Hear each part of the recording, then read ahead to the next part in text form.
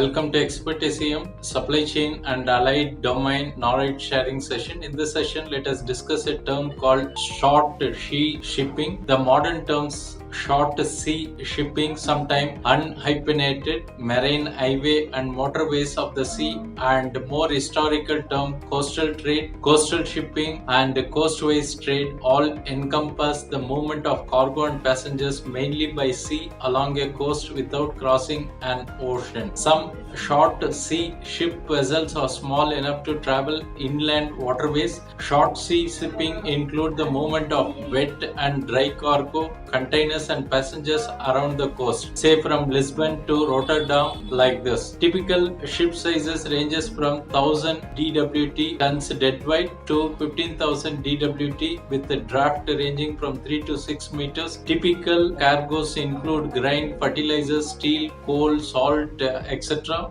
Also along with containers and passengers. In Europe, short sea shipping is at the forefront of European Union's transportation policy. It currently accounts for roughly 40% of all freight moved in Europe. In US, short sea shipping has yet to be used to the extent as it is in Europe. The main advantages promoted for this type of shipping are alleviation of congestion, decrease in pollution, and overall cost saving to the shipper and the government. Shipping goods by ship is far more efficient and cost effective than the road transport and is much less prone to theft and damage. Roughly 40% of all freight moved in Europe is classified as short sea shipping, but the greater percentage of this cargo moves through Europe's heartland on rivers and not in ocean. In the past decade, the term short sea shipping has evolved in a broader sense to include point-to-point cargo movement on inland waterways as well as inland to ocean ports. The contrasting term deep sea shipping, intercontinental shipping, and ocean shipping refer to maritime traffic that crosses the ocean. Short sea shipping is also distinct from inland navigation. Thanks for watching. Bye.